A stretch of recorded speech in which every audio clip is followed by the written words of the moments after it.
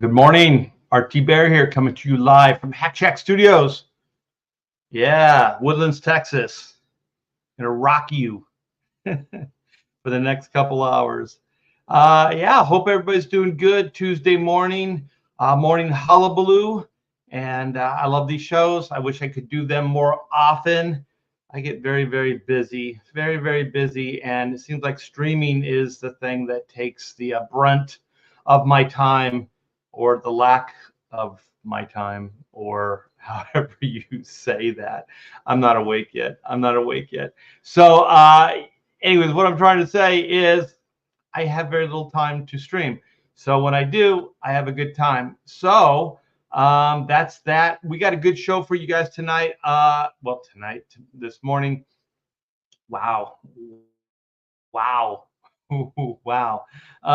Yeah. So Morning Hullaballoo, if you guys don't know, it's very interactive. This is a very interactive show. So you guys keep it going with your chat, with your comments, all that other good stuff. So feel free to ask me questions, interact. That's what this is all about. I do have some stuff I want to show you. It's a kind of a show-off stream. I got some work back from colorists, and very, very, very proud of the way it's all coming out. So if you guys don't know, I have a book called Oodles of Doodles and Other Stuff Too. It's my art book. It is in demand on Indiegogo right this very second. So you guys should go check that out. Link is in the description. And there's a pre-launch sign-up page for Black and White 3. Electric Boogaloo, and that is coming out this October. But the pre-launch is active now, so you can sign up for the pre-launch. And guess what? I got the card all lined up. So usually people wait, or they don't know what the card they're going to get for the pre-launch. So usually, if you sign up, you know, with the backing, you get a freebie. And so what I like to do is the trading cards, because we're building a set, man. We're building a set of black and white trading cards. So over the three, and then this will be the fourth campaign with black and white. There's trading cards that come with it. So then you'll be able to kind of collect all these cards. And I don't know how many we have so far. We have quite a bit. But they're building, and if you guys are keeping track, it's very cool. I should actually get all of them together and show them off on live stream, because I think there's quite a bit. Yeah, we did one with the first campaign, and all the Comicsgate guys. I don't know how far you guys date back, but this is Mike Miller days, Doug TeNapel days. We were making the cards. We were using like a Marvel template for the card design, and then it had the powers and stuff on the back of it and everything. And so that was the first black and white trading card. And if you guys got one of those, that's very, very special. So I should grab them and show them off, and just see how many there are. So that's a future. That's something to do and look forward to in the future. Joe Bernardo, aloha, art, yes. Auntie Entity, hello. Let's see. Auntie says, neither am I, recovering from being sick this weekend. Yeah, I was kind of sluggish over the weekend. I still am. Yeah, I have this irritable bowel, or what is it called? I forget what it's actually called, but irritable bowel not just upsets your stomach and your bowels, but it also kind of gives you this lethargic, or it's almost like fatigue that you get, and it just makes you very, very tired and sluggish.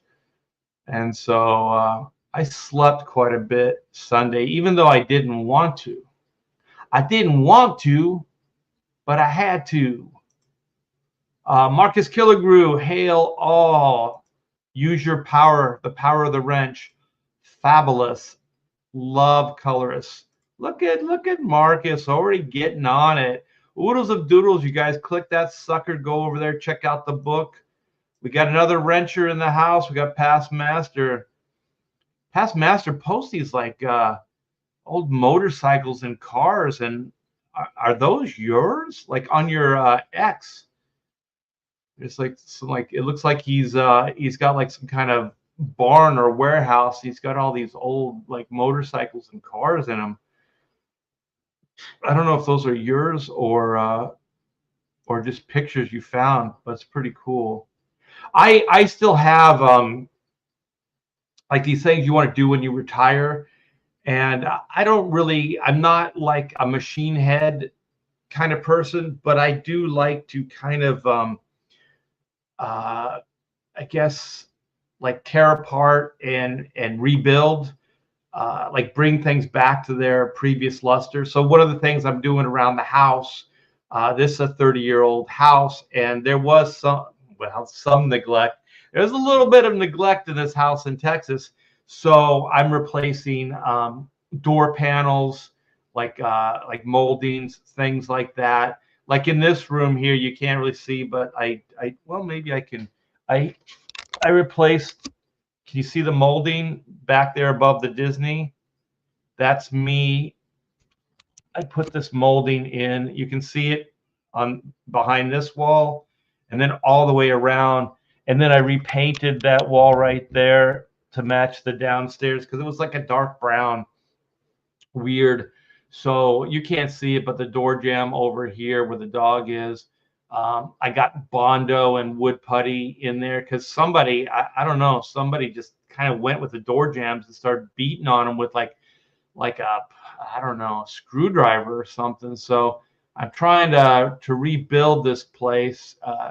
Got some new roofing in, new fence, rebuilding the. Let me move this camera down. Rebuilding my pool equipment. I just about replaced everything on that thing. I haven't replaced the main pump yet. It's kind of chugging along, but I forget what it's called, the capacitor or whatever the hell it was. I replaced that. I replaced one of the pumps. I replaced the cleaning system in it. I got a remote like robot cleaner in there now. Just all kinds of stuff. I enjoy it. I wish I had more time to do it, but when I was young, I had a car and I pretty much just tore the thing apart, rebuilt it. And they used to have these places, I don't know if they still do, they're like pick apart, where you can go to the wrecking yard and you can replace your car parts. So you can go, if you find a better part, you can take it off that car and then you can bring it into your car and replace it. So, and then it's like a nominal fee. Like sometimes they just charge you per basket, like if you have a basket or whatever it is. So it's dirt cheap. And I used to go there and just any car that I saw that was my make and model, I would, if the part was better looking, I just tore it apart. So it was like going to like the mall for me. I would just go there on the weekends and then I would just kind of peruse the area. And if there was a car that, like I said, was my make and model, they had like a headliner that was better or a carburetor or whatever it was, I would just buy it. And then I'd come home and then I would just replace it. I just trade it out on my car. So I enjoyed doing that. I don't know why. Most people think it's a lot of work, but I did that. And then I took my car. I had graduated high school already, but I had a pretty good relationship with the shop teacher there. And so they have a spray booth. Believe it or not, man, my high school had a spray booth, like a paint spray booth, and they had all the equipment. So I asked him if I could paint my car. And he said, yeah. So as long as the students and the class wasn't using the booth and the equipment, I could use it. So I just drove my car right on the campus and I parked it in there and I sanded it down. I'd Bondo, I primered it, I painted it. It was awesome. That car looked amazing. And then the thing is, once I got it exactly the way I wanted it, I drove it around for a couple months, and then some jackass rear-ended me and totaled my car. It's my luck, man. I had that car, so I mean it was cherried out. It was awesome. I I had Krager low profiles. Like it was kind of before like low profile tires became a thing. So I had the Krager mags on there, not like the Hot Wheel mags, but the ones that like are the moons, like a hubcap moon, but it's smooth. I don't remember what they were called, but I just remember Krager mags. And then I had low profile tires on them, and these were like big tires. They were low, but they were wide. So they were probably about a third wider than the tire that I took off the original tire. And then Fords like Mustangs and I had a Maverick. They're kind of like Fords are raised in the front for some reason, like the suspension. So I didn't cut the spring in it, but I did. It's kind of dangerous, but there's these things that you can crank down your springs. They go on two sides of them, and then you just kind of keep cranking them down, and it compresses the spring. So I could lower my car. So my car was semi-lowered. So instead of like, like a hot rod in the back, it was kind of lowered evenly across, and it looked pretty badass. It looked pretty cool, and it drove like a dream. So, anyways, that's what I like to do on the the morning streams. Stealth X5, hey, hi. Jolly Green says morning. Good morning. Ho ho ho. Green Giant. And Decio and Dino Palacio, he's grabbing what and showing what off? Well, I can't say the last part because that is taking the Lord's name in vain, and I can't do that. It's raining. It's supposed to rain here, but I doubt if it does. Irritable bowel syndrome. Yeah, what is it? IBS. Yeah, they do help. They do help.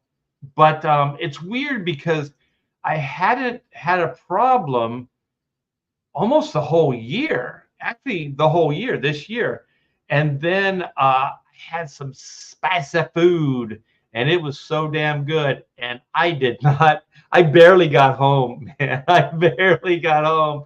And that stuff went right through me, but it was awesome. It was awesome. Actually, this last week, I got wooed twice. It was awesome. So the printer that we're using for all the crowdfund, uh, she was in town, and she took Pamela and I out to lunch, and then drinks later. Like we spent 5 hours with her. It was awesome. And so I haven't been wooed in a while. And so that was nice. She picked up the tab. And then what was it, Sunday? Yeah, Sunday when I had the outburst. Um, it was a Greek restaurant and we got taken out. I didn't know we were getting taken out, but he just paid for the bill. And he's a web designer. He worked for EA. And I don't want to name names and I don't want to get specific, but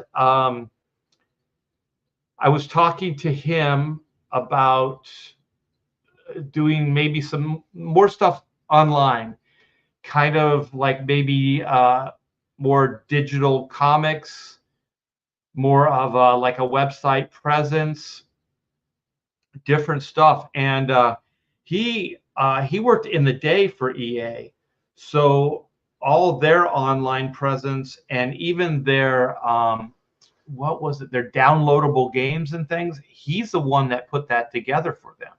So he lived in Northern California, and he and his wife recently, just about 2 years ago, moved here to Texas. And so he goes to the same church as Pamela does. I go every once in a while, so I don't claim it as mine, but I do go. and they were just talking. And so Pamela gave him some of the comic books, Black and White, Chrono Mechanics, and so he wanted to go out to lunch, and so got along with him and talked business, so he could write it off on his taxes, and I got a free lunch out of it. So it was awesome. So I don't know if anything's going to come of it, but it was a lot of fun. I like talking shop. I like talking business. I like creative people because I just feel it's less heavy lifting. It's like it's conversation I like to have. You know, when you meet people like that, you feel like they're kind of on the same level and they understand where you're coming from. Because what I do for a living isn't very relatable to most people. Oh, my older brother's barn, lots of mechanical stuff. Oh my gosh, I had R.I.P. my Uncle Al. He lived Northern California. They bought a bunch of land, and there was a barn, and he's mechanically inclined. He told me how to replace my entire front suspension. Like I replaced the rocker arms, just everything. I replaced it myself, and I tore the whole thing apart and put it back together. And he was kind of the guy that was walking me through it, because I had bushings and I had shaking in my front suspension, so I was tired of it, and I replaced it. I love the hell out of that car, man. And the good thing is, like back then, like I said, pick apart, it was just like sweat equity, right? You put your own time into it, and it doesn't cost as much money. So I kind of miss those days. And if I had time again, I think I would find an old vintage car that I really loved from my youth, and then kind of rebuild it. And Dino says, I'm doing back exercises, but I have my eye on you, Art. I do these ab crunches because I have the bad back. So I do them, and it strengthens up my core. So I have less back pain. Artist craftsman. I just like doing it. I don't think I'm any good at it. I just like doing it. The woodwork stuff and the stuff, the superficial stuff around the house, I'm pretty good at it. The mechanical stuff, I guess I'm okay at it. I usually fix it. It doesn't break down again or whatever. I just don't feel like some people, like I had friends that were just natural, like they were just machine heads, and they could diagnose, they could fix it. And I got to do a little bit. It's a little bit harder for me, but the internet, oh my gosh, like around the yard, I replaced all my water mains, or the valves, or as the gardeners say, the bulbs. And I hired some guys to come in, fix them. They effed it all up. They dug up my yard. They didn't have to, and so I just educated myself, and they didn't fix it anyways after hundreds of dollars. So I was just like, screw these guys, I'm gonna do it myself. And so that's what I do now. Like I just put in a new drain in the backyard, because we had a little bit of, it's not flooding, but puddling. And I just think if we ever get into like a really bad water storm here, I don't want any trouble zones, because also like in that corner behind the garage where it was puddling up, that's where in the garage is where all the comics are. I have them on pallets, so they're above ground, but I don't know how high the water rises here, so I don't want to take any chances. The flux capacitor, probably boring you guys with all this stuff. What is this? Some Johnny words have that on websites now. I don't know what that means. Johnny Wards? I don't know, but you know what? I know we have Silvar Ogre. Good morning, Art and Chat. Or is that? Yeah, I think it's Ogre. Let's. Joe Bonaro was the car. You were painting the Maverick. Yeah, yeah, yeah. I put way too much time and love into that car. But I mean, I grew up poor. I mean, we never did without. My dad worked his ass off, so there were four of us, my mom. So I always have to say that, like, my dad provided, like crazy. Like my mom never worked, so it was a single income household, and we never did without. But we did live in like HUD. I learned this later, like HUD home like area, so it's like low budget kind of stuff, and we didn't have like a lot, but what we did have was enough, and we never did without. So thank you, Dad. R.I.P. Love you, and but that just meant like I couldn't really afford a brand new car or anything like really really cool. So I had to turn, a Ford Maverick. I don't even remember what year it was. It was probably a 76 or 77, and I turned a fairly uncool car into a cool car. Yes. If you like what you see, uh, there's some original pages there that you can buy. I just sold a couple Ultimate Spider-Man pages for a pretty good price, and I don't go there often to up like check up on the prices of the pages, but they're pretty low. So Pamela is increasing some of the Ultimate stuff, like Ultimate Spider-Man, Ultimate X-Men pages. So every once in a while, we kind of reevaluate the prices and they go up. So if you guys want a deal and you guys have time, just go through all that stuff. There's probably still some pages that are, priced from 5, 6, 7 years ago and haven't been upgraded with newer prices. So what I'm trying to say is if you want a deal, we would weaken the leaf springs. I don't know how you weaken them. With the clamps, you could just put it right on them. But what I heard is like a lot of those, like the Mexican guys, the lowrider cars and stuff like that. Sometimes those leaf springs, those clamps, they would break, and so if they broke, your car would shoot up. You know what I mean? So the spring, I mean, it's compressed, and so when it's opened, it just throws it up. And so I don't know what kind of damage that would do. So I didn't compress them too far. Like some of those guys, like they took the suspension out. Like the spring was almost like touching itself. So they had no suspension. You can see those guys in the day. Like sometimes they'd go over speed bumps and stuff, and it's just like hitting a curb. They had no suspension, so it wasn't that bad.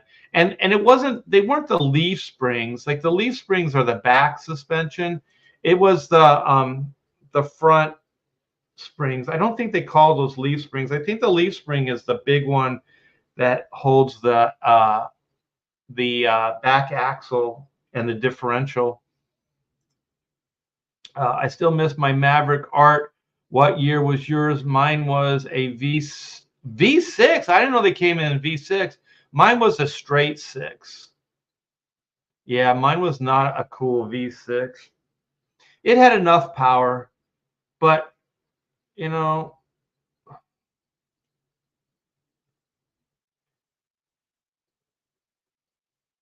let's see. We got Spike in Madness. Good morning, Methuselah T Bear. The old man. I am the old man. Let's see. Let's see if I can say this. Jabiz. Jabiz. Can we get a hint on what I'm going to show off? It's going to be some black and white stuff. I think that's what I was talking about. Jimmy Reyes Art. I like your name. It's got my name in it. Hola. Hola, Artiber. Hola. A whole lot of love. A whole lot of love. Look at past Master Dan giving Jimmy Reyes some lovin'. Giving the man some lovin'. Edwin the Ace, Volume 3 is live. Go check it out. Hell peeps. We got some Edwin fans. Edwin! We had Guarantee Auto. Is that like a pick-apart place where you could go there and you could pick your own parts?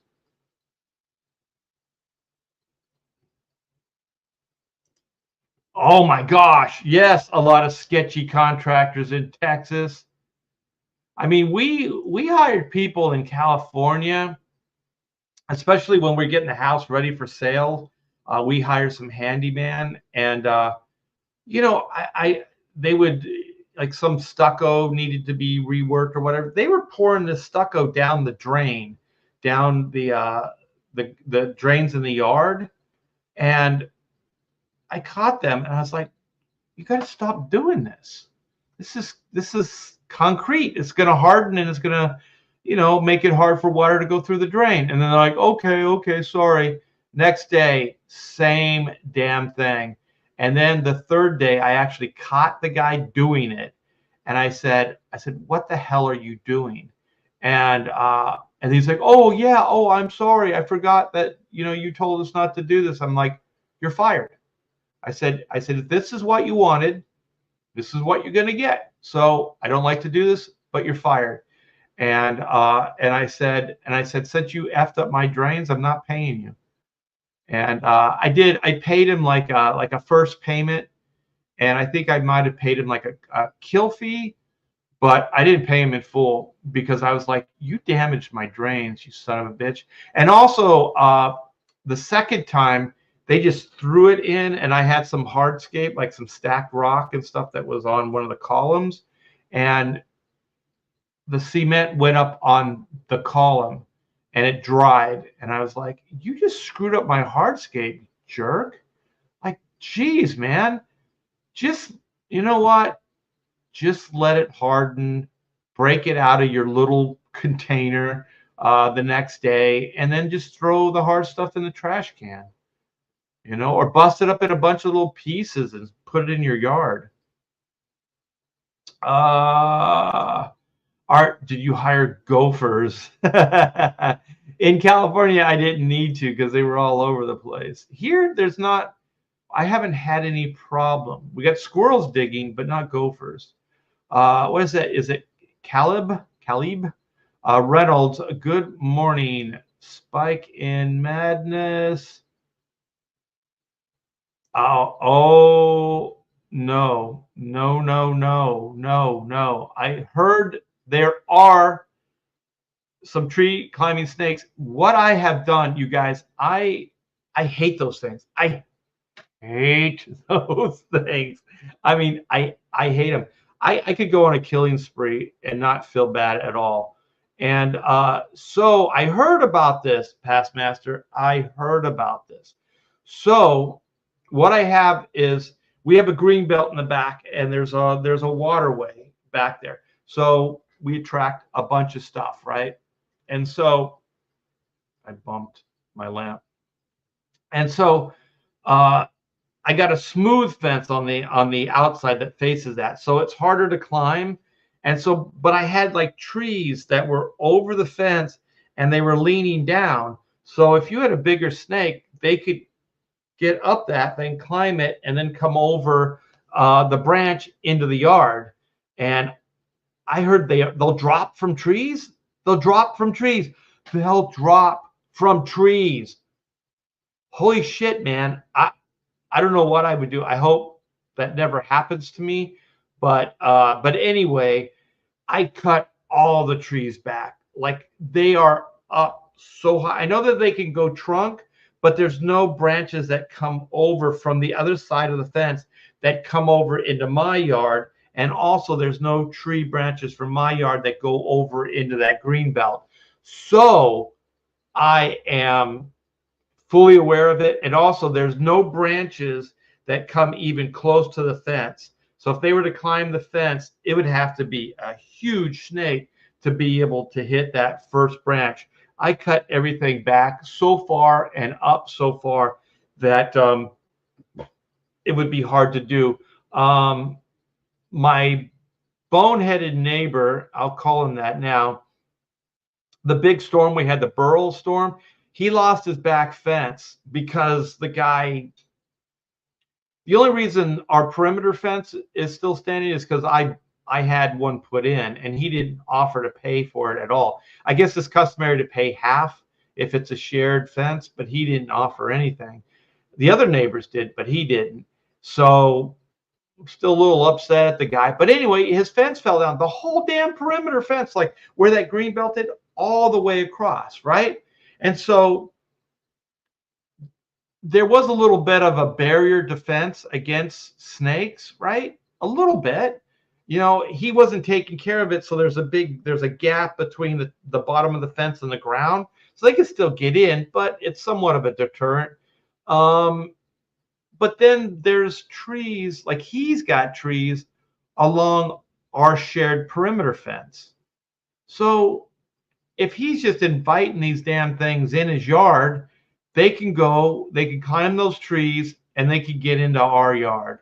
So I'm not very happy, but knock on wood. I don't have any wood around here, so I'm gonna knock on glass. No snakes in the yard this year. No snakes. I have not seen one snake. We had been getting 2 to 3, usually 2 copperheads. I guess they come in pairs, and then sometimes a black snake. I don't know if they're called racers here, but in California they're called black racers, and they have like a yellow stripe on them. So sometimes we get those, and then there's like these green, they're like bright green snakes. I've only seen one of those, but I don't care. I don't care what they are. I'll kill them all. I don't discriminate. Let God sort it out. Guy from Red Bank. Hey, hey, hey, yeah. Hey, yeah. Yes, Bambot. Junkyards. I was a junkyard dog. It was like a paradise, man. Make sure you have your tetanus shots or whatever, because you get scratched on rusty metal and it's all over. Oh, you had a Malibu. Oh, those were pretty cool, man. 67 SS Malibus. Those were pretty cool. Those are considered muscle cars, right? I believe so. I wasn't fortunate. I had a friend that had he had a 60, maybe it was a 67 Mustang. He still, well, man, he just passed a couple months ago, and he still had that car from his youth, and he gave it to his son. So his son has that Mustang now. Darren Wagner, I'm a huge AMC fan. You are not. My dad had a 1968 AMC AMX. What is that? AMX, often referred to as a poor man's Corvette. You know what? I'm going to write this down. AMX? I've never heard of this. 1968 AMC AMX. Poor man's Corvette. I didn't know. I know AMC actually was a fairly prominent manufacturer, and they build the Rambler and the Pacer and some other weird kind of low budget vehicles. Well, let me refer to as a poor man's Corvette, since it had performance of a Corvette, but was about 2/3 the price, due mostly to its conservative styling. Oh, I got to check this out. Yeah, I got stuff to do after. Passmaster. Let's see, a Passmaster. Every time I drive through downtown, the police would follow me to make sure I didn't do burnouts. Yeah, I think those things came with bigger tires too, like just the stock Malibu SS was pretty sporty, just right off the showroom. You didn't have to customize it. Doc Balak. Heya Art, Heya Chat, what's up, my friend? Got some Doc fans in the house. Chris Maycock, Hail Art. All right. I don't know who's this, whose book this is. Sign up for Demi Foot Urban Sasquatch by Wagner and Dillard. Also, you guys, friend of mine, bro of mine, uh, Aaron Lepresti is launching Wraith of God 3 today, and we're going to try something different. I believe we're going to launch it on the Bros show. So we're going to launch it on Aaron Lepresti's. He's probably going to launch earlier, but we're going to have a big blowout Wraith of God on tonight's professionals. So you guys stay tuned for that. I think he said he's going to launch at 2:30 Pacific Standard Time. So that's a little bit earlier than the Bros goes live. So check that book out. Joe Bernardo Art, you're so right. If you can do it yourself, then you are secure with it and not having the thoughts you were ripped off, or like, yeah, not just money, but that it's done right.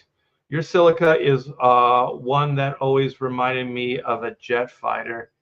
Yeah, I oil changed it. I pulled it out of storage, and I cleaned it up. I washed and waxed, and armoralled and oil changed, and got some fresh gas in it, and took that puppy for a drive around the woodlands the other day.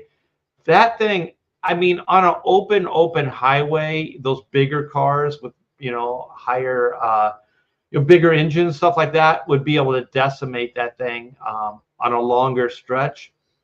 But it is really fast, like off the line. Like if you can shift it, and you know what you're doing, you can get that thing to move pretty fast. So I like that car. Yes, you guys, click this link. If you like what you see, go back a book today.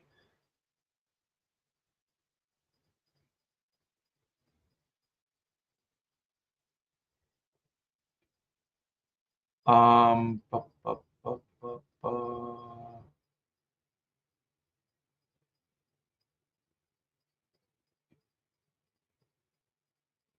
That's true. That's true. Yeah, it dries pretty fast. There's a is there a chemical that you can also put in it? It turns the concrete hot, I think. I got limited concrete interaction. One of the things, oh God, there's so many things I want to do. I want to redo the front yard, and I want to put a small retainer wall in, and then put stacked stone on it. So just get like a cinder block, build a good foundation, and then just kind of build. My wife wants it too. She wants me to hire somebody, but if I hired a handyman to work with me to do all the heavy lifting because of my back, I have the knowledge. I can do it. And then just build some hardscape in the front, and then do some planting. I did all the planting in the backyard. So I think if I got a handyman again to do all the heavy lifting, and I could put the yard in no problem. Snake Plissken, I hate those things. I really do. I can't even really look at pictures of them. My daughter Amanda will send me pictures every once in a while just to freak me out. Yeah, she likes to watch me like yell at her. Uh, the Ace Volume 3. Yeah, check that sucker out. What is this? Griever Enterprises. What's up? Yeah, I know. What is it always going to be snakes? hate those things. Oh my gosh, you guys, it took 3 of us in California. This snake was, I don't want to exaggerate. It was, oh my gosh, it was almost as tall as me. So it was over 5 feet long. It was thick too, and it was a rattlesnake. And it was in the backyard in California. California, I'd get 2 to 3 rattlesnakes on the property a year. We were there for 30 years. You know, if you just times that by 2, you know, that's 60 snakes I've killed. I know it's been more than that. I probably killed 60, 70 snakes in my lifetime. I still have the same shovel too. Like, just kill them all, kill them all. And I got a whack at it, but it wasn't the kill shot, right? And so that thing came back on me, and I grabbed the shovel, and I couldn't really come. And also, my sprinkler system was right there where the head was. So if I came down hard, I'd just go right through that PVC. So I came down just hard enough to pin it. So I pinned the head. The whole freaking body is now, it's all pure muscle, man. It's pure muscle. It's like wrestling a dog. Like, these things are strong, right? So my daughter was kind of in the backyard with me. So I said, get the hoe, get the hoe, and bring it, and just kind of hold it down. And then my wife came out about that time. I said, get the hedge clippers. They're right over there, because I was doing yard work. I go, get the hedge clippers. I said, I can't kill this thing in one shot. We got to weaken this thing. We got to bleed this thing out, man.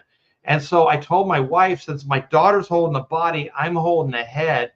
And my daughter's just like, her whole body is leaning down on the main part of the body. And so the tail's still there. And I told my wife, I said, just start clipping whatever you can hit. Just clip it. And we'll bleed this thing out. We'll weaken it, because if I let go of this thing, it is going to come back on me, and God help us, right? So it was crazy drama. It's like a horror movie, right? And so my wife is like, she's crazy sensitive, and she's like, I can't do it, I can't do it, I can't kill it. And she's just screaming and crying. I go, you have to. I go, it's this thing or us, right? At this moment, you got to kill this thing. And she goes, but I go, it will bite me. It will bite me. I said, you have to do it. So she's like, ah. And so she's just crying, and she moves back, and then she clips it again, and then she's like, ah. I go, you got to keep doing it. And then Amanda's like, Mom, you got to, like, because she's trying to hold this thing down. And so eventually, like, just she weakened, and we took the fight out of this thing. And so I told Amanda, I knew I only had one shot. I didn't care about the sprinklers anymore, but it stopped moving as much, and I could kind of tell the fight was being taken out of the thing. So I told Amanda, I said, stand back, but still try to hold this thing so it knows it's still being pinned. And I'm going to try to release it quickly and then come back on it. And I don't care if it takes the sprinkler system out or not. This was taking way too much time. This was getting crazy. And so, yeah, I came back on it, and I took that thing's head, and that was all she wrote. But oh my gosh, like, if I saw a snake that big again, I don't know what I would do, because that thing was like, if you can't get a kill shot, and the bigger the snake is, like, the harder, because that's all muscle. So even the neck part, most likely you're not going to take the head off the first shot. You're just going to like nick it. I know you guys don't want to hear any of this stuff. It's my life. Copperheads smell funny. I have not been that close to a copperhead to smell the damn thing. But I'll tell you one thing. that whole thing, snake in the grass. Here, the grass grows fast and it grows tall, right? And this time of year, the fall, starting the fall, leaves drop. And I swear to you, when these things were made, they were made to blend in, because once those leaves hit the ground and there's a copperhead in there, you can't, it's practically impossible to see it. Their markings almost blend completely with the leaves and stuff like that. So they're really, really hard. Yeah, you got to protect Arrow Inco from the snakes. Yeah, we had it was Amanda's dog. Her name was Flora, and she got bit. She got bit twice, kind of on the side of the mouth and in the mouth.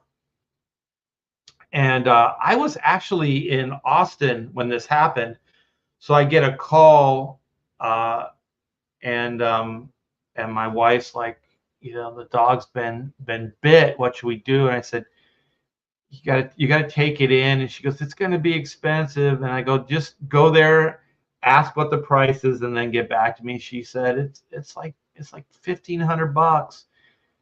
And I was like, well, I made a little bit more of that at this con, so it'll be a wash. But we got the money, so help the dog. And she's like, they're not sure that it'll even save the dog.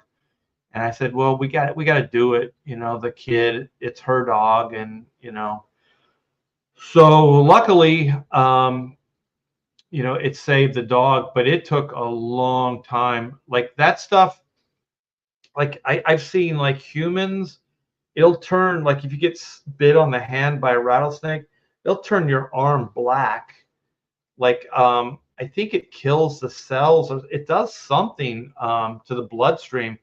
And so, I mean, this dog was bit in the face. So that poor dog, I can't even describe. I mean, her face was so swollen. She looked like her face was like a strawberry, like if you turned a strawberry sideways. So there's this big part and then narrow part. And the narrow part is where the swelling wasn't as bad, but like her whole side of her face was all swollen. And then I guess it works through your bloodstream. So it continued through her body, and then her shoulder and her whole neck and her chest was just swollen. I mean, she was like super deformed. It was horrible, horrible. So I hate those things. And I'm so, I mean, it was the dog, but the kid used to play back there as well. And I'm just glad it never, Amanda was never, bit by one of those things.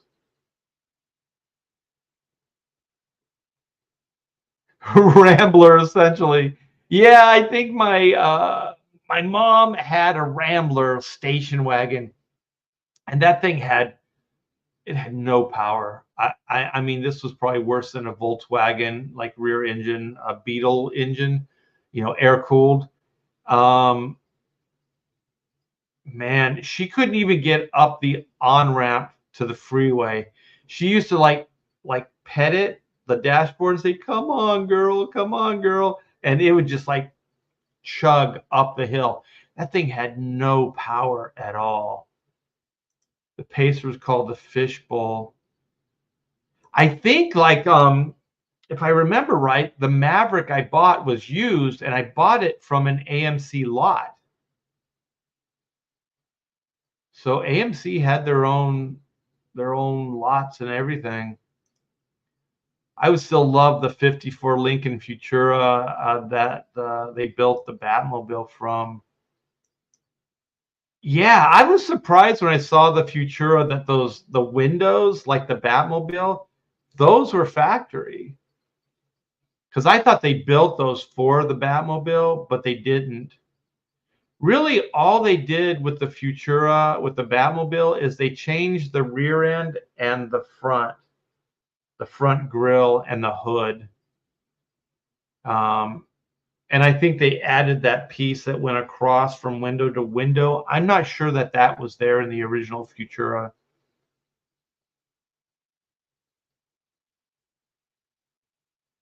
Not seen it's on Aaron's channel. So 2:30, he'll launch today at 2:30. So I imagine the pre-launch sign-up page is still going. And you guys, one cool thing about if you pre-launch, I believe that the artwork that I did for it was a commission, and it was but Garbage Man is going to be made into the trading card for the pre-launch signups. So if you're a fan of Aaron, you're a fan of Garbage Man, and you're a fan of me, it's like it's the trifecta. So sign up, back a book when it goes live, and you'll get that trading card. So that's as much promotion as you're going to get, Aaron. Nash Rambler. Yeah, song Beep Beep. Nash Rambler. Man, that sounds ancient.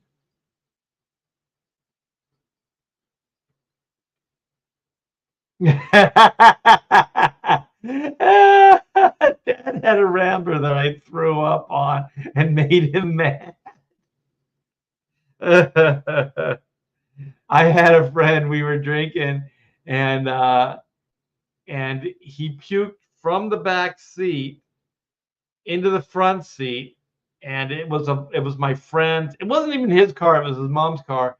But she let us take it out, and she had no idea what we were doing, drinking and stuff in the car. And it was projectile, and it got into the air conditioning and the heating. I don't know, openings, and when he ran the heat, the air was kind of okay with the smell, but when he ran the heat, don't run the heat. Don't run the heat. If you ever want to sell that Toyota, let me know. I will.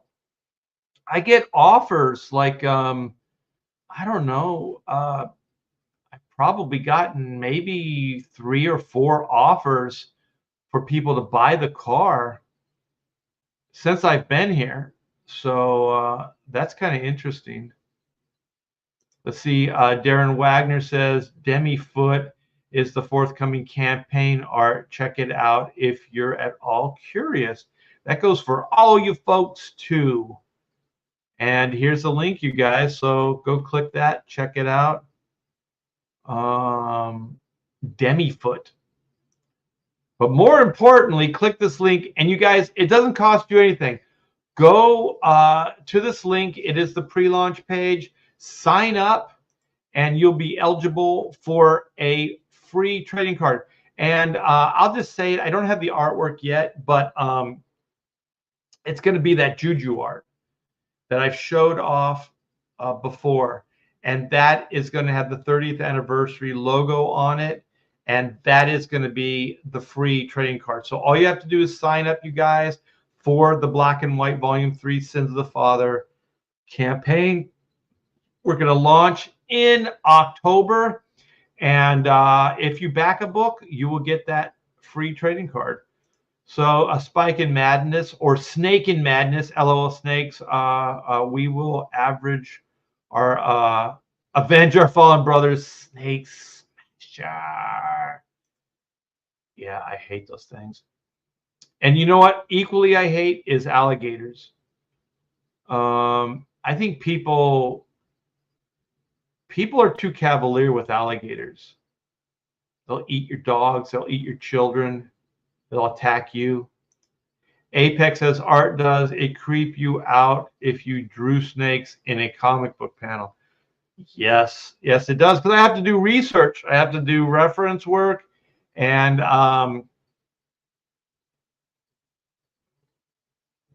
there are snakes in the new Black and White Volume 3. There are snakes. Breaking news: the T-Bear family murders a rattlesnake. I'll kill them all. I'll kill them all. I remember, God, I forget his name, but he was Comicsgate for a while. Ben Hennessy, I think is his name. And when I was looking for, we were looking to move from California. He's like, move to Florida. He's like, I own all this land and stuff like that. And I said, I hate alligators. He goes, yeah, they won't hurt you, whatever. And I'm like, you don't understand. Like, I hate them. And they're like dinosaurs. These things are primitive, killing animals. These are like monsters. These are monsters. Like, these are modern day monsters. And he's like, well, you know what? When I walk around the property, I have my my sidearm. And he said, you know, if you walk around and you see one, you could just shoot it. And I'm like, well, that's what I would have to do. I would have to do that. I could not do that. If I see a snake, even if it's out in the street or over here or whatever, which I've seen them, but they've been run over by a car.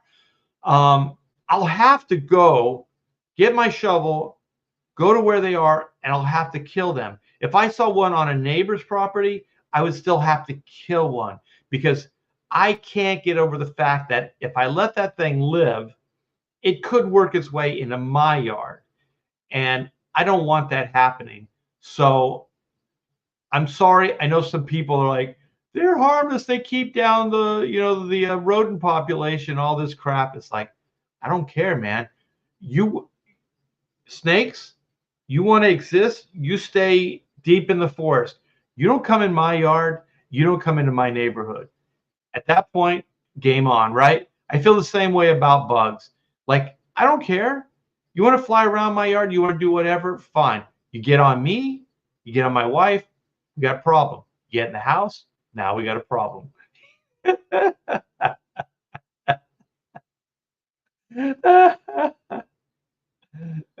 Snake Slayer. I still have my shovel, man. I still have that sucker. I take good care of it too. I oil it down because things rust here. So I WD-40 the metal. You know what? I'm thinking.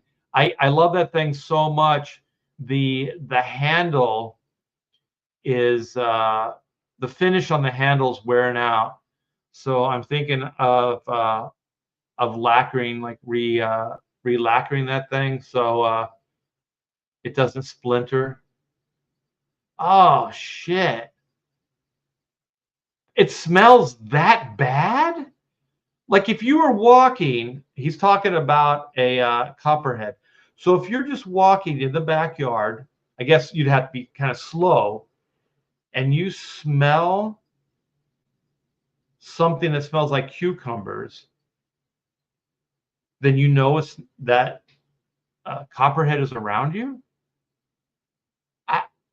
I kind of, you'd have to get, like, I doubt, I'm sorry, Past Master, I doubt your words. I don't think they're that. I mean, if you could tell from a distance that there is a cucumber smell, I'll try it, man. I'll start being more cautious, and I'll smell the area before I walk into it. I hope you're right, but I don't know. I've been pretty close to those things. I don't smell no cucumbers. There's one in the garage. We had two in the garage. I think what they do is they mate. So they'll come back to the same, like, I guess generationally, they'll come back to the same area every year annually, and they'll mate. So the one thing about these copperheads is a lot of times there's two. There's not just one. So if you see one copperhead, keep your eye out for another one. And so every time I've seen a copperhead, there's been two, not one. And so, yeah, I know how they got in the garage. I fixed that later. But, like, I don't know, they have the siding of the garage door, and then where the trim is, they cut it.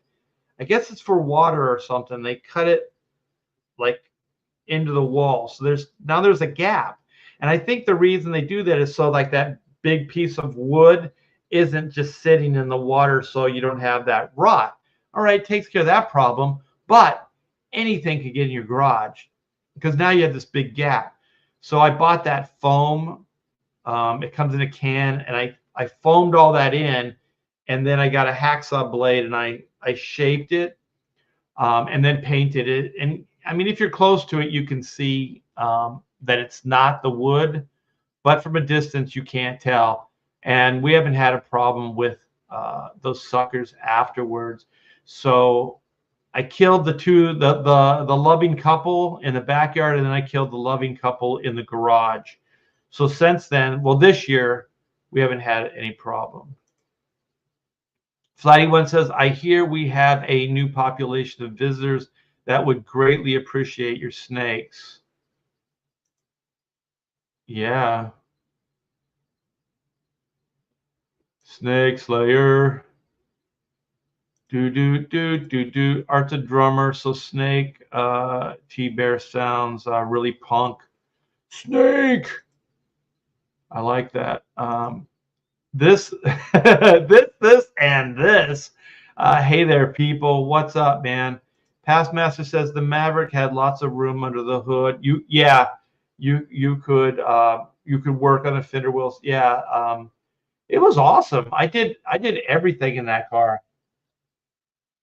The only thing that I never did was any differential work, transmission work, any of that. That transmission was great. The engine wasn't bad either, but I blew. What were those things called? They're on the head, and they're designed that they'll blow out. Like they're a weak spot in the head, and usually there's one per chamber. So if it's a six cylinder, is that right? There's one per plugs, water plugs. I forget what they were called, but anyways, I blew one of those out. And so then I didn't give the other ones a chance. And also I heard that there's one that's weakened, the other ones are weakened too, because they'll rust out. So I just replaced all of those pressure plugs. I forget what they're called. It's called necrosis, as the snake poison kills the tissue. Oh shit. No.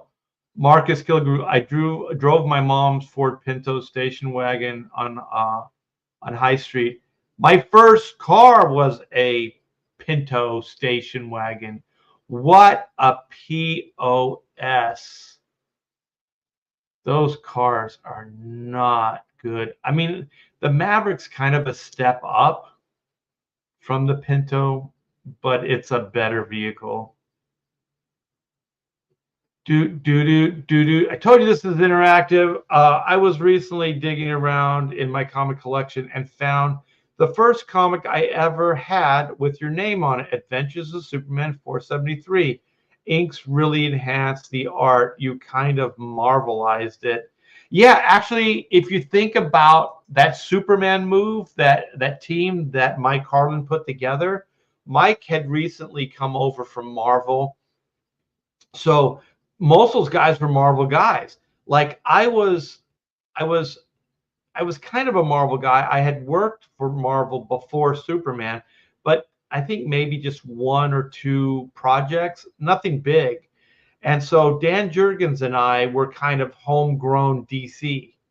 But like Jerry Ordway was Marvel. John Byrne, what's his name? Jerry, oh my gosh, it'll come to me. But the whole team, even the writers, Stern, oh my gosh, I'm blanking on some of the name. George Perez came over, did some Superman stuff. I think the whole team was all Marvel, except for Jurgens. And Jurgens, I think, at that point hadn't even done a project at Marvel, so he was still fairly new as well. It's funny because Jurgens and I both, I believe, started on DC Comics Warlord. So I think that was the idea, Darren, was to kind of bring Marvel over. But I never got a mandate. I was never told how to ink the book or do finishes on the book. So there was never any art direction. I just kind of did my own thing. Jimmy says, "Where's your comic book background? Pamela make you clean up your work area?" I'll tell you right now, Jimmy, this whole upstairs, the square footage is the same as the downstairs, just about. Actually, yeah, it is. This whole upstairs is mine. Well, I have to clarify, with the exception of the guest room. So there's a guest room and there's the guest room bathroom. So those two rooms are not mine. But this is the drum room. This is the original art room back here. So that's like part of the T-Bear vault. And then the room over here is the fulfillment center. So once we have once we go into storage, you know, like it's not an active campaign anymore, we move the books to that room. And so that's kind of the fulfillment center. So all of our, well, not all the supplies, but a lot of the supplies are in there. So pretty much the upstairs is all mine. So she doesn't clean up here. She doesn't, it's mine. It's all mine. It's all mine. Marcus Killigrew, Wraith of God, Wraith of God. Yeah, this is the pre-launch. So you guys click this and you can sign up for Wraith of God and still get that trading card that I drew of Garbage Man. Dragon Rage. Get on it. Darren says, "Come out here to Utah. The Raptors." What? The Raptors? Aren't those dinosaurs? It won't hurt you. Screw that.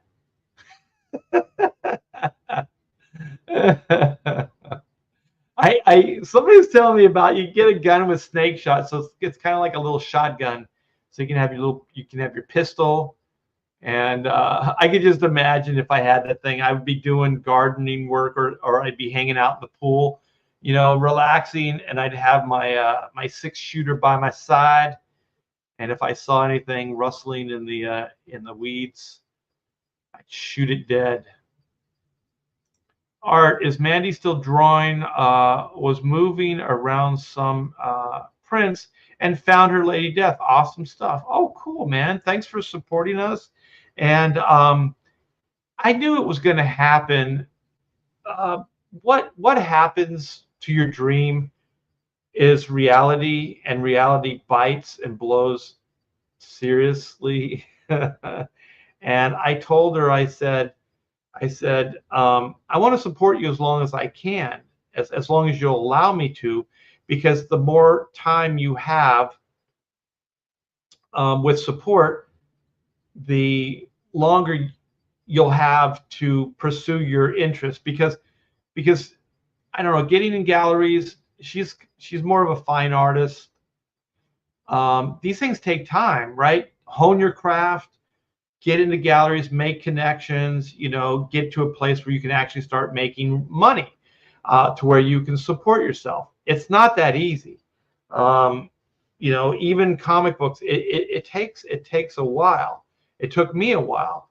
And so I told her that, but she said she wanted to stay in California. So she's in California.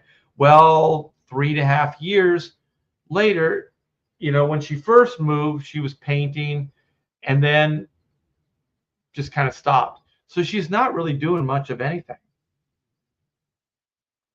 She's working around the clock to make ends meet.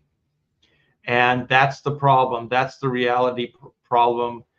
And, you know, so I don't know, you got to weigh the odds. So is being in California, living with your boyfriend, you know, I don't know, just working a Joe job more important than, you know, painting and being in a gallery, it's a choice that, I had to make, and it's a choice that she's going to have to make. The only problem is at some point, I hate the should haves, would haves, could haves. So you look back at your life and go, you know what? I should have done this, or I could have done that. I don't want any of those type of regrets. And because I don't want those regrets, I got to do this, you guys. So beep, bop, boo, bop. I have to show this off. I have to do my due diligence. So this is Oodles of Doodles and other stuff too. This is the Art T-Bear's Oodles of Doodles and Other Stuff Too is a 60-page, 9x12 hardbound book that will be printed on thick glossy stock paper and is a compilation of artwork from award-winning artist Art T-Bear. This book is filled with images that come from Art's Marvel, DC, Image, and Comicsgate work. That includes convention doodles, commissions, creator-owned IPs, and pop culture subjects that Art has brought to life with his masterful draftsmanship. Art T-Bear's signature style is both lyrical and meticulously realized. The mastery of craft, seen in his work, owes itself to his 40 years in the comic industry, as well as viewing life through his own love of the art form itself. Fans of art prints have the opportunity to back one or both of the mini print tiers. Both are stunning collections of work that you can back individually or together as a bundle. Art T-Bear's Oodles of Doodles and Other Stuff Too. Back it now on Indiegogo. Yeah, you guys, back it now. We are in demand. We are 14,844. We've been here for a while, so it always makes me nervous when I don't see numbers move. We are 117 backers.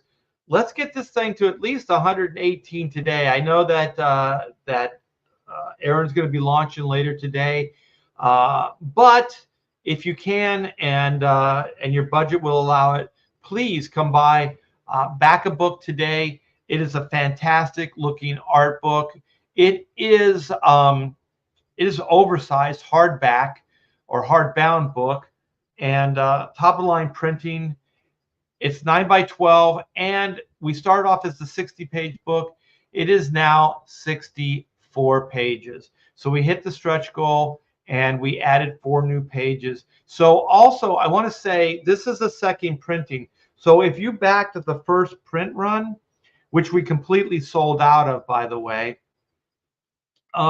you can get this book. It has a lot of new artwork. I would say probably a third of this book is new artwork. So there's 6 completely new pages, and there's a bunch of new artwork with it. And this is the Garbage Man piece I was talking about. That's going to be your trading card when Aaron goes live. So his pre-launch page is still live, so you can get that trading card if you back a book tonight.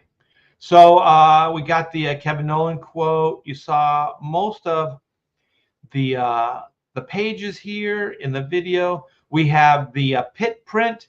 We have a bunch of cool prints that we're going to have some kind of gold enhancement border around them. I'm talking to the printer, or had talked to the printer about that. We just got to get a quote back from them. This artwork right here will be the trading card for my campaign, the Black and White 3 Sins of the Father. So if you sign up for that campaign when we go live in October and you back a book, you will get this trading card absolutely free, you guys. So it's beautiful artwork, and this is going to be the big bad for the new storyline. And I'm looking forward to this book coming out and being able to share a lot more with you guys, which I'm going to do later on in this live stream. And so we got set A, which is more of the 8.5x11 mini prints with the gold foil enhancements. And then we have set B. And all the books, you guys, come signed and numbered. So they're going to be very, very limited print run. So they're going to be a lot of small numbers. So I'm thinking we're going to sell out on this campaign as well. It might take a little longer, but I'm predicting that will happen. So then we got that, and then you can get a head sketch tier. These are the new black and white power suits, And so if you want me to draw in your book on your flyleaf, I can do that for you. So this is what the new suits are going to look like in the new storyline. So you guys click the link in the description. We've had you guys, we had Marcus and Past Master posting links. So click those links, you guys. Come over. If you like what you see, give it a backing today. Let's get this bad boy to 118 today. That would be a monumental, give me some hope to move through the day, and one more person that can enjoy this book. So you guys check that out. If you like what you see, back it today. That is Oodles of Doodles and other stuff too, my art book. What if you walk through, well, it's the perfect ruse now, isn't it? Spike in Madness, a cucumber patch. I don't even know if you smell cucumbers when you walk through a cucumber patch. My dad had a little garden in the back, and we had cucumbers everywhere, and I don't remember smelling anything. Richard Doop, hello, Art.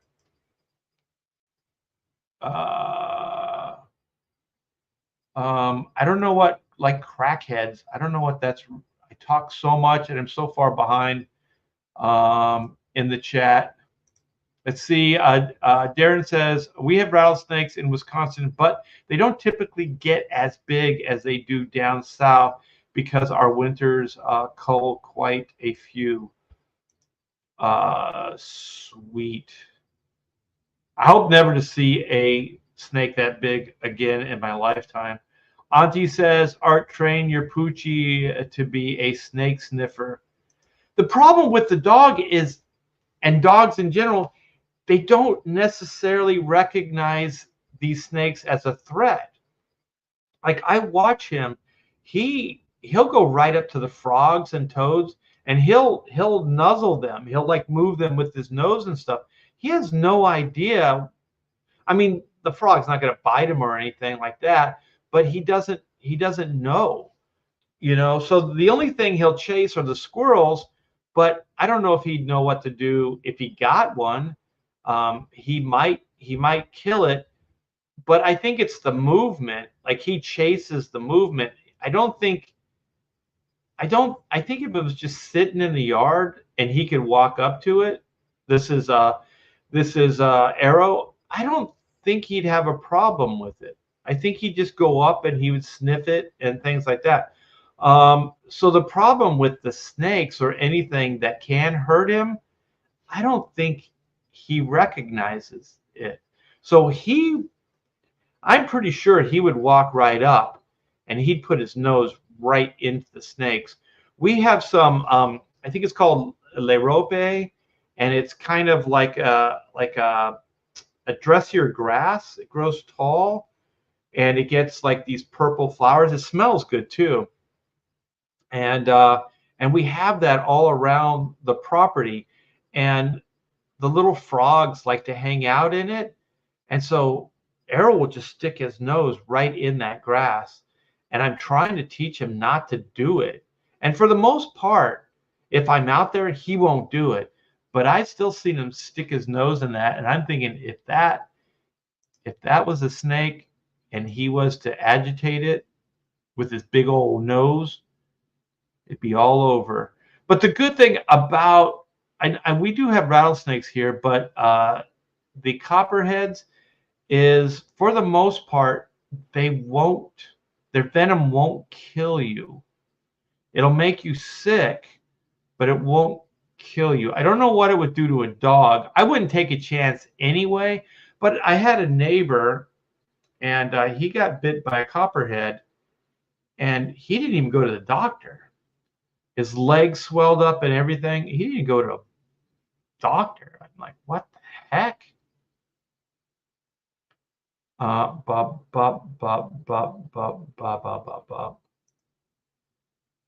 Pacers were just souped up bumper cars. No, it's Grummet. Tom Grummet? No, Tom Grummet was one of the guys. I forget the guy's name. He's a penciler. Darren says AMC, American Motor Corporation, specialized mostly in making cars that people use just to drive back and forth to work every day. They were known as not being flashy or stylish or powerful. They weren't any of those things for damn sure. We got some Dupe fans. Dupe! Art has his own base. Base of operations, yeah. All right, you guys are all greeting each other. I'm glad. Give each other the secret handshake. Joe, in Las Vegas, we have black widow, scorpions, tarantulas, but no natural disasters. In California, we had black widows, we had scorpions, and we had tarantulas. And we've had all those in the house. Some of those, like those little light brown scorpions, they're like this big. They can get in the cracks under the doors, stuff like that. And I heard the smaller the scorpion is, the more potent they are. Is that, or is it the darker or the lighter? I can't remember now. But we had tarantulas too. Tarantulas are hard to kill. I tried to squash one once with my, my shoe. It just kind of crunched a little bit, but it was still alive. Oh shit! Black Widow killed my grandfather. Grandmother got remarried to a great guy. Bill was a jeweler. Oh my gosh. That's horrible. Yeah, click this link, you guys. And if that isn't enough, click this link. Or click them both. Back it twice. Back it often. Move, numbers, move. Yeah, let's get those numbers moving. Darren says Garbage Man is pretty cool too. I love Monster Heroes. Bet Cecil is thrilled with the Juju name. Okay, cut the cucumber. Sheesh. You know, it's weird because people have all this advice, especially with snakes. And I've told this story before, but it's just so ludicrous. That I was talking to a neighbor when we still lived in California. He's like, you know what will stop those snakes from coming in your yard? Urine. So if you have urine around the perimeter of your yard, they won't cross it. One, I'm like, I don't have enough urine. If I saved up all my urine for a month, I still wouldn't have enough urine to sprinkle around the perimeter. Also, how often would you have to, do that? And on top of that, I don't think it even works. So I think he was just one of those guys that's like, he was probably getting off on the fact or the thought of me like walking around the perimeter with my dork hanging out, peeing. Which I never did because this guy was, that guy in Cheers, not Norm, the other guy, the postman, what was his name?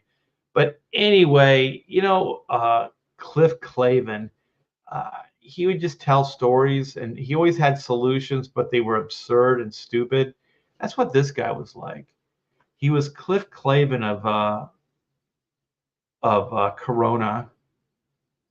Cucumbers attract bears. You guys are just making shit up now. Do bears eat snakes, Andino?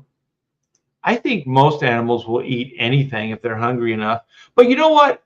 Some people told me, because I was thinking about getting some chickens. They got some cool chicken coops, getting them in the back. But people are saying like they attract snakes because they'll eat their eggs or whatever the hell they do. And so I'm like, no, I don't want that. But my boneheaded neighbor that I told you that doesn't have the fence, he's got chickens roaming around his yard. So one, he doesn't have a fence, and now he has chickens to invite snakes into his yard. What the hell, dude? What the hell? I was actually told by my real estate guy before we bought here. I said, "Are there snakes in the woodlands?" In the woodlands, And he said, absolutely not. And I'm like, it's the Woodlands. So I did some research. There's snakes in the Woodlands. If you had a bird dog, it would go on point. Yeah, Arrow's a shepherd. What else is he? I forget. Border collie. And so both of these they're not hunting dogs. They're what do they call? They're working dogs. So I think like sheep herding, things like that. Because the dog will walk beside you, especially when he was young, and he kind of push you for whatever reason. I don't think he knew where he was pushing you to, but his instinct was just to push you. He doesn't do it as much anymore, but he used to. Bears are vegetarian? Then why in all the bear movies will they eat humans? Will they just kind of maul you and stuff, but they won't eat you? I don't think that's true. I think a bear would eat a person. Frog skin can have poisons, yes. That can make your dog sick. There are some with like skin that yeah, it will do that. So don't let Arrow near them. In Florida, that happens to dogs where they can't breathe because of the toads. Yeah, I don't. If I see it, yeah, I keep them away because I'm just trying to also teach them not to do that stuff. And I'll tell you, that dog is so freaking smart. Like if he wants to be taught, he'll do it. He puts his toys away at night. He wipes his paws before he comes in the house. Um, what else? He'll do tricks, like he'll give you his paw. He'll beg. He says his name. So for a treat, he goes arrow. That's what he goes arrow. So we'll say like say your name, and he'll say it, and then we'll give him his treat. Arrow going to get bit by a bat. We did have a bat stuck to, like, I had these no pest strips because I was tired of like the flies, and so I didn't know. I mean, bats eat those things, so the bat must have saw like a bunch of flies on this thing, and it landed on that trap and got stuck. So it must have flailed around because the wings and its lower body was stuck on it. So, I mean, it was about this big. And so I know those things carry rabies and stuff. So I didn't want to pull it off with my hands. So I have tongs for the barbecue. So I got the tongs. And I know it must have hurt, man, but I didn't know how else to do it because I'm not going to try to be nice with this thing. And I knew it's like pulling a band-aid off. You got to just kind of do it. And so I pulled one of the wings off, and I did it with care. And then I realized, well, I can't let go because as soon as I let go of this wing, he's going to smack it right back and get it stuck again. So I'm just going to have to grab this wing and just pull the rest, and his whole body, and then his other wing was on this thing. And it wasn't easy pulling the wing off, I mean, that stuff's pretty potent. And so I was like, I'm sorry, dude, this might kill you, but I don't know how else to do it. And so I just grabbed it, and I pulled it down, and so it kind of hit the ground, and it's still kind of like stuck on itself. So I thought, oh my gosh, I busted this thing up, like its bones and things like that. And so then it started kind of just eating. And I think that glue, it started eating the glue. And so it broke its wing open, and then it could get to the other one. And it didn't take the thing that long at all. But it kind of, it did that. And then it kind of took a little bit of time for it to, I guess, I don't know, acclimate to, like, I don't know how busted up this thing was, like if it had internal injuries or if I hurt it or what. But anyway, it took off. It seemed fine after that, which was good because my wife was like, "We killed him. you know, and I was the one that said, I don't know what else to do with these flies, so we'll just get one of these strips, you know. So then, of course, you do something like that, and your wife's like, you're the big bad, right? It's like she doesn't think about like how many flies didn't get in the house or the good that it did. It's just that one thing. So now, you know, I'm known as, well, I was going to say the bat killer, but I didn't kill the bat. It lived. Snake these nuts. Yeah, we get those too. We're not in a flood zone though, at all.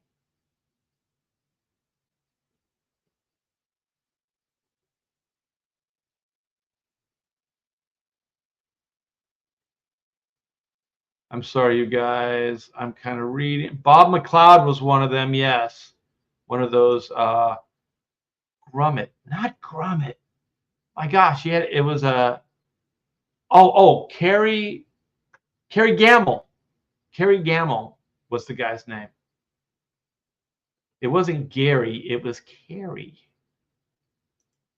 The urine guy sounds like my cousin cousin Eddie in the Vacation movie. Yeah, but just imagine cousin Eddie is having a well-paid job and being well-groomed. Like visually and job-wise, he was the opposite, but had the same stupid advice. I don't know. They said that we have coyotes here, but I haven't seen any coyotes in southern Texas here. But we do have wild pigs, boar.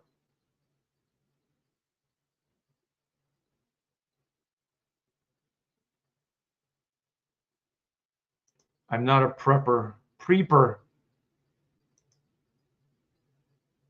It's a herding dog, yeah. Bear propaganda. Bears are omnivores. They eat what? Yeah, that's what I thought. They'll eat anything. Most things will. I mean, they might have a preference, but they'll eat whatever. Yeah, because yeah. But there are different types of bears too. Like I think those are black bears, aren't they? Love those vegetarian salmons. Hey, this bear loves that vegetarian salmon too. Salmon is my favorite.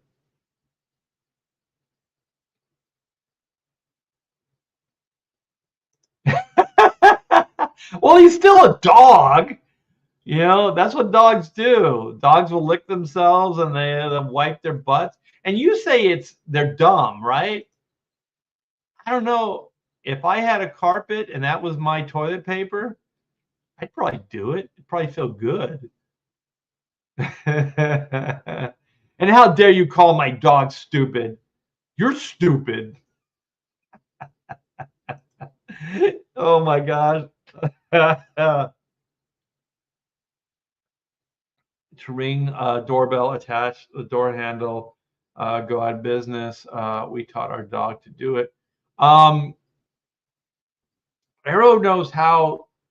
We had to change the door handle of the house. The inside door handle was a lever. So he could, well, actually, the inside and outside was a lever. So he could get in and out of the house, the back door. And he did. He would just kind of put his paw in and put pressure and it just pop open. Coming in was harder. He could hit the lever, but he couldn't open the door because he could, because the door jamb was there. But he could get out.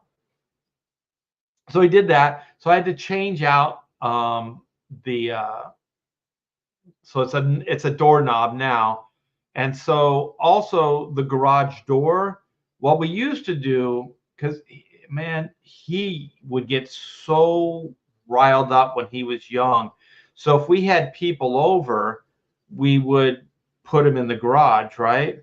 So we put him in the garage, and then he would see us open and close the garage, so he knew where the buttons were.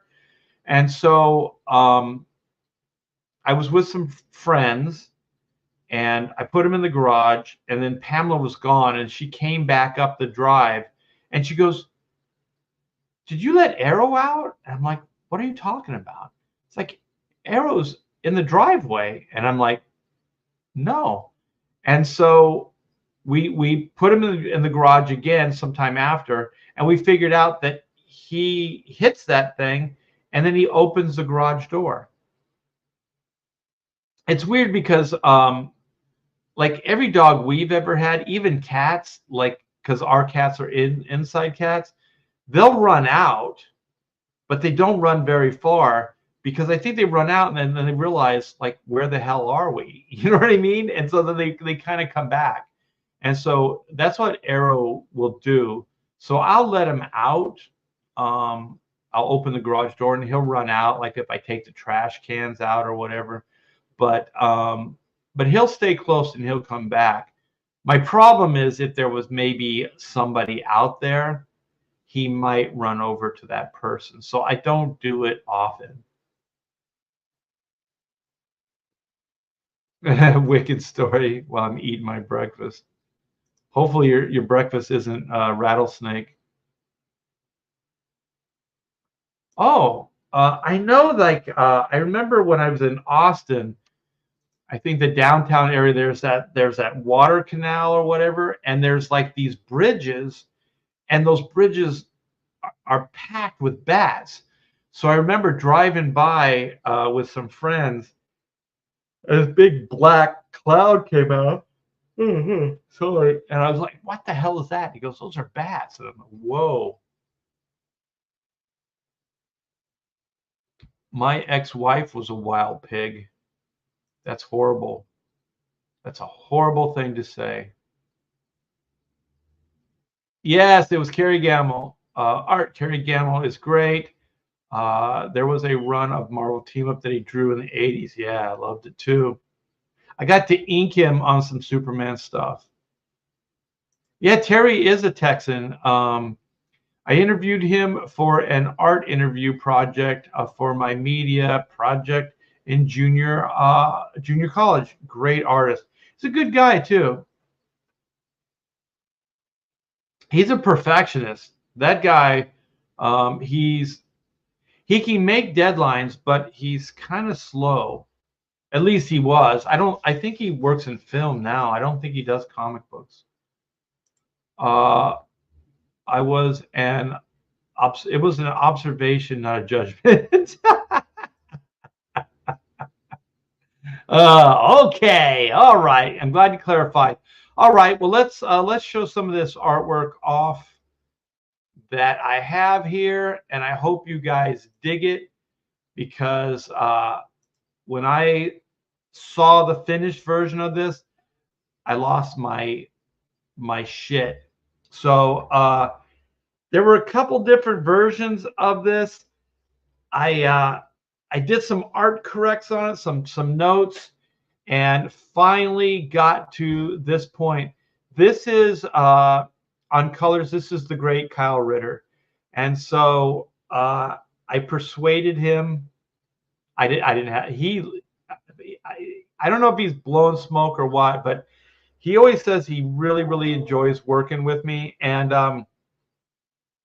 so whenever I ask him to do something, he usually jumps at the chance. So I really do appreciate having a guy on this level, that I have access to. And the one thing is, like, I don't know if people know this, but I've known Kyle for a long time. Like, I've known him before Comicsgate. So when Kyle was still kind of a fan colorist, he would take some of my artwork and sometimes he'd ask for high res and I'd send it to him and he would color like my commissions and things like that, like in the day, like way back when. And so the cool thing is, years later, I'm looking at Ethan's Cyberfrog and I'm like, that color looks real familiar. And then I'm like, oh shit, that's Kyle Ritter,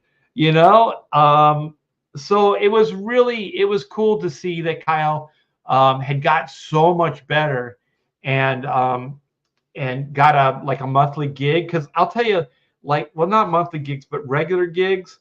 that helps you hone your career, like your chops, because you have regular work. And so that dude was getting better every page, and now he's just a master. He's a complete master. So I told him, I said this is black and white, and they're fighting in kind of like a lava area, like, so there's lava dropping and kind of spilling behind them.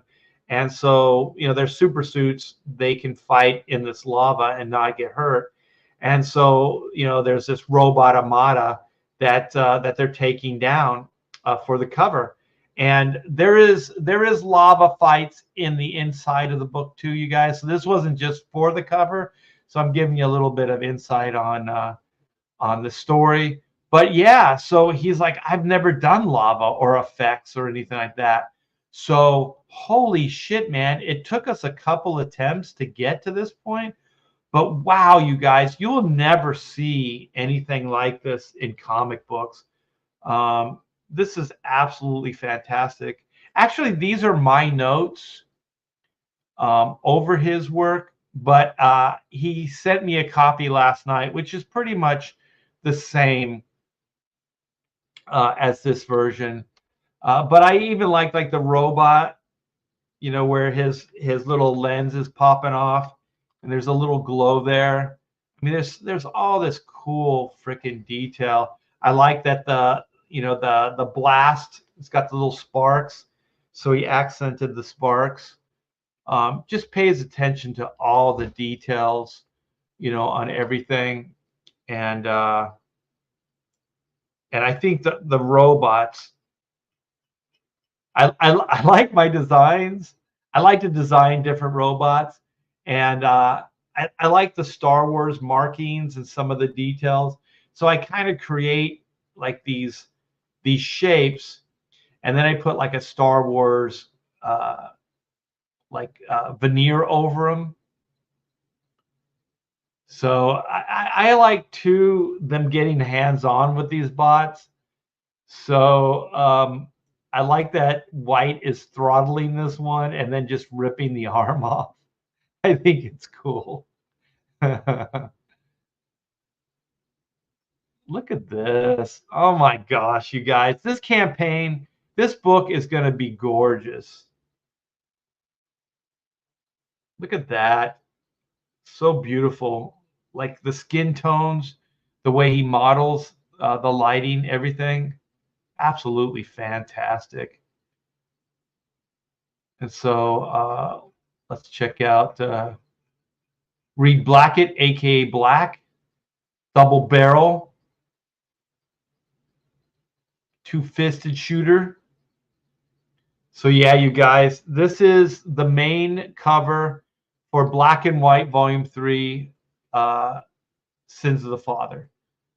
So this book, oh, I can show you. Let me do this. I forgot. I was just playing with the logo, so I can take it off.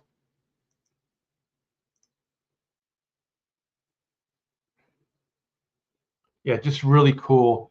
So boom, let's throw the logo back in there. So it'll have some other like text, Volume 3, the names of the creatives and all that other good stuff.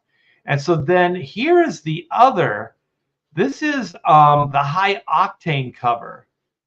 And this is Brian, I can't, like, Mygar. I can't say his last name. He's Filipino. He's really, really good. And so these are my pencils and inks. I thought I would try drawing in Pedro Eng's kind of cartoon animated style. And so this is what I came up with. And Brian just smacked a grand slam home run here. And so let's see.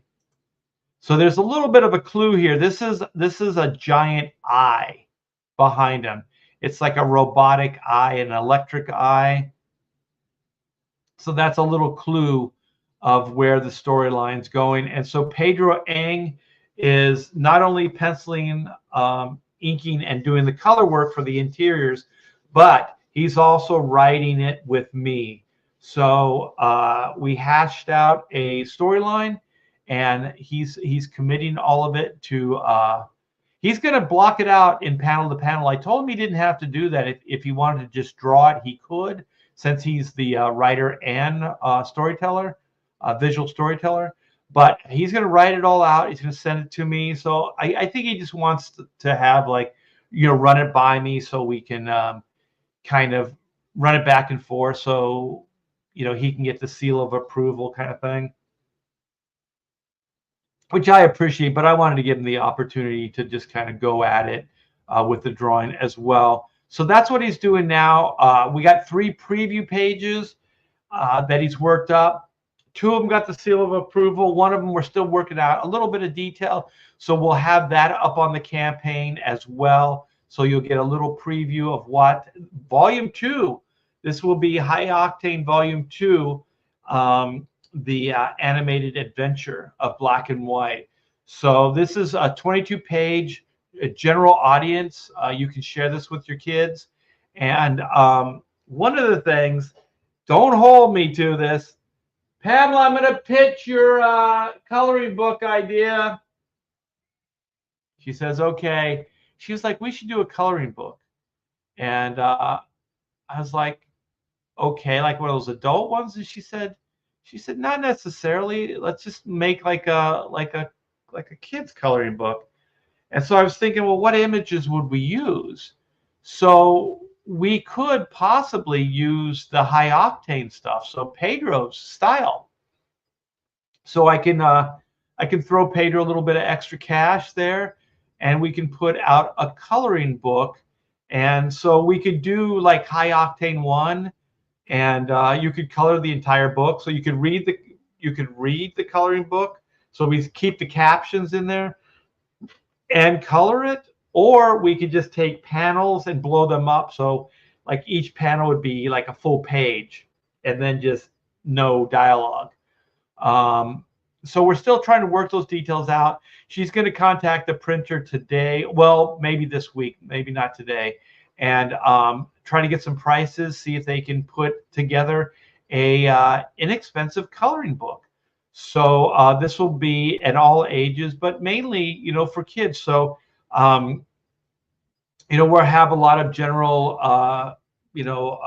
audience stuff. So, you can get the High Octane 1 and 2 adventure books, and then maybe a coloring book. So we're looking at doing some cool 30th anniversary stuff that is kind of beyond like normal campaigns. So other books are going to be available too. I'm getting a lot of you guys asking. We missed the Black and White Volume 2 campaign, and we missed the Volume 1. So is there a way of getting 1 and 2? And yes, you guys, we will be making available issue 1 and 2 of the Black and White story. So I'm calling the first one was the Black and White Origin Saga. So that's 1 and 2. So we'll have those back for limited campaign, limited tier, I guess, because I don't know how many of those we have. So we'll have to do, a count of those, and then it'll be limited High Octane Adventures 1. So we'll bring that one back as well. So gosh, how many books will it be?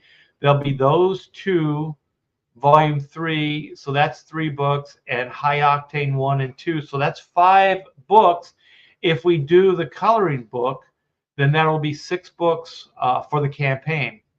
And we're going to do a variant. We're going to do at least one variant for the main book.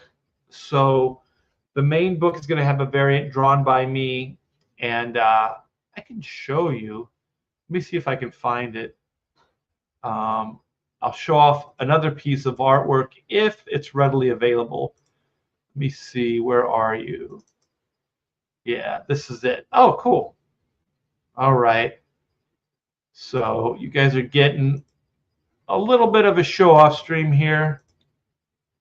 Share, and here it is. So this will be the variant drawn by me. So I like the idea of bringing like superstar artists in too, but I kind of like Aaron the way Lopez does his, where he'll do a variant as well. So then this is a layout, pretty tight layout for the variant for Black and White 3. Also, a little bit of a spoiler alert here. This is Juju here, and so she can raise the dead. And I think what I'm going to do with these zombies in the background, I'm going to put them in armor because these are ancient zombies. So most likely they would probably be skeletons, but maybe I'll draw some of them as skeletons.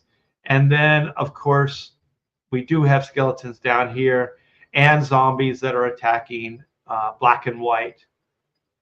So they're coming after them. They're in a big pile of skulls and skeleton remains. And so the big bads are Juju, and then this guy right here, the big face. His name is Lord Fakin. So Lord Fakin is another one of the big bads. So we're going to be getting into all kinds of like supernatural stuff here. Not so much sword and sorcery, but it's going to be more. It looks kind of sword and sorcery just by the guy with the crown and the castle, but it's not really, and it's more supernatural.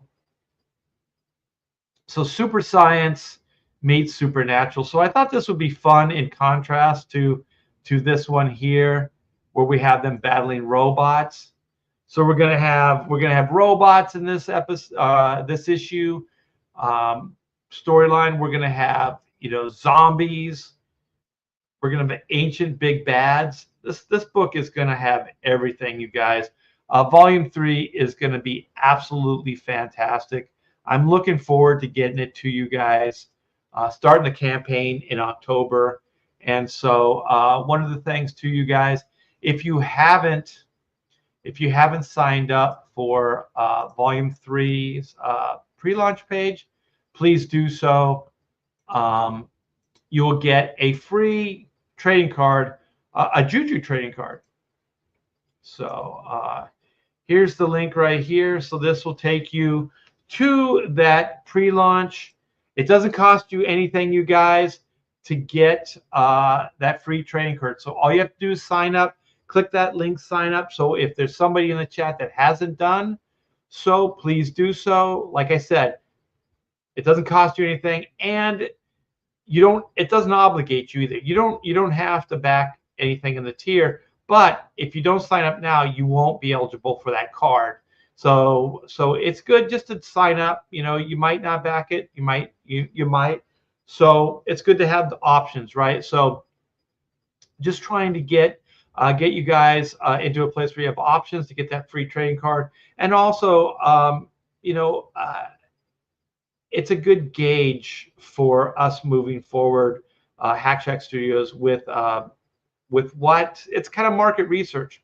So if we can get good numbers, which we're doing right now, so thank you guys so much. The pre-launch page is doing very, very well. We're getting a lot of signups, but there's always room for more. And usually these campaigns, to get the decent numbers, you got to get 800 to 1,000 backers for these campaigns. So this is a good way to get stuff going and getting interest, and also you get a free trading card out of it. So let me see where you guys at. I see a lot of Pedro Angs. Great job on those likes, you guys. Keep those thumbs coming up.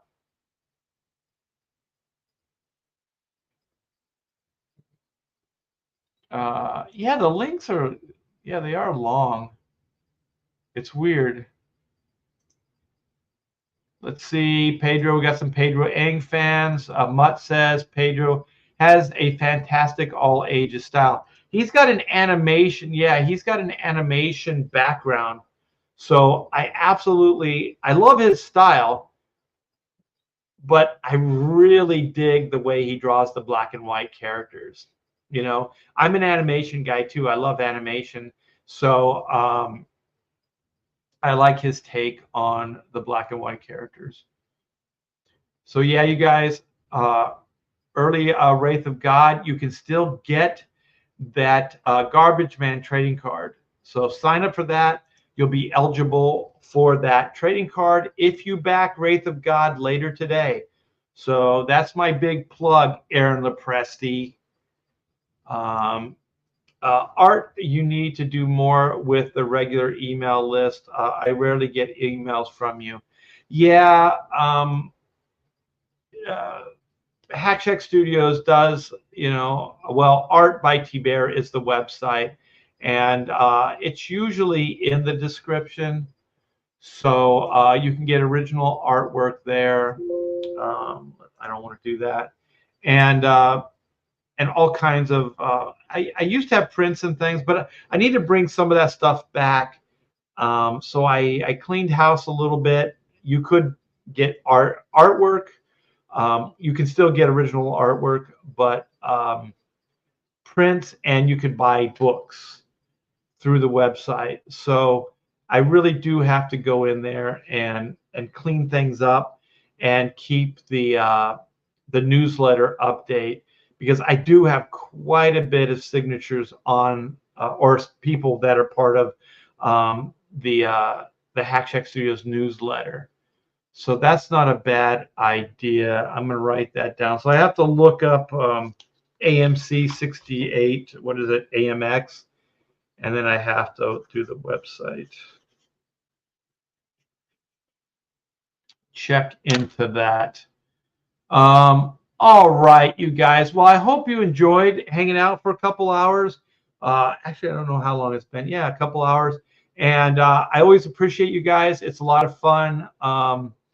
This is probably the only time I get to be social, just hang out with people. And so it's always a blast, these morning Hullaballoo shows. Thanks, guys. Thanks to my renters for putting links in. You guys are the best. And yeah, go click on those links. Back Oodles of Doodles today. The book is done. The files are done. They're going to go out this week. And the book should be printed within a month. So these things will be shipping really, really before you know it. And they should be shipping before Christmas time. So if you have a comic book art fan out there and you're looking for Christmas present, this could be the book. A lot of fantastic stuff, spans over 40 years of my career. It ranges in, from animation style to very realistic, and everything in between. So there's design work that I did for licensing. There's animation. There's all kinds of cool stuff in there, you guys. So go back, Oodles of Doodles and other stuff to today. Let's try to get a backer. And if you guys if everybody in the chat has already backed, give me a shout out. Give me a shout out. Let's try to get that 18th, that 118th backer today. That would be absolutely fantastic. And in the meantime, you guys go sign up for Volume 3, Sins of the Father. That's the black and white pre-launch page. You'll be eligible for a trading card. And there you go. Thank you. That's my website. And it's going to launch in October. So before you know it, that campaign will be going live. So get on it. I think Auntie wants a wrench. We'll see. I'm closing down now. What will we do? We'll do it next. I'm multitasking, and as soon as I multitask, everything goes bad. Oh my gosh! Oh my gosh! I should have flipped it over. Well, thank you. We did it. We did it. Joe Bernardo backed Oodles of Doodles and other stuff too. So I know I was trying to shut down here, but this is good news, you guys. Let's see what this looks like. All right, man. So this is Oodles of Doodles and other stuff too. I just hit the refresh. We're at 118, 14,898, you guys.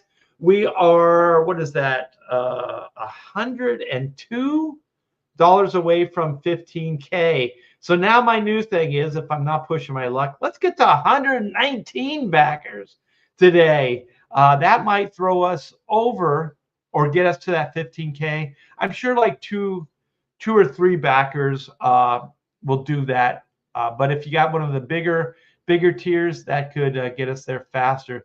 So thanks, guys. I do appreciate it. Thank you, Joe. The book, I don't think you're going to be disappointed. It's a great quality book, and this will be my parting shot. Art T-Bear's Oodles of Doodles and Other Stuff Too is a 60-page, 9x12 hardbound book that will be printed on thick glossy stock paper and is a compilation of artwork from award-winning artist, Art T-Bear. This book is filled with images that come from Art's Marvel, DC, Image, and Comicsgate work. That includes convention doodles, commissions, creator-owned IPs, and pop culture subjects that Art has brought to life with his masterful draftsmanship. Art T-Bear's signature style is both lyrical and meticulously realized. The mastery of craft, seen in his work, owes itself to his 40 years in the comic industry, as well as viewing life through his own love of the art form itself. Fans of art prints have the opportunity to back one or both of the mini print tiers. Both are stunning collections of work that you can back individually or together as a bundle. Art T-Bear's Oodles of Doodles and Other Stuff Too. Back it now on Indiegogo.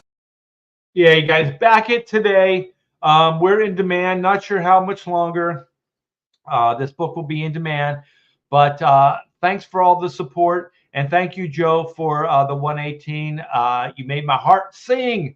So we got this thing moving today, and that's a good thing. So thanks, Joe. I do appreciate it. If anybody else is on the fence, more the merrier. I could always use a couple more. And so anyway, you guys have a fantastic day. I'll see you later on Aaron Lepresti's stream. He's hosting the Bros tonight, and we're going to have a big old focus on Wraith of God 3. That's his new book. He's launching it today. So Inkwell, see you. You got to chime in earlier, man. I didn't see you in the chat. All right, you guys, take care. I'm getting back to work. See you later.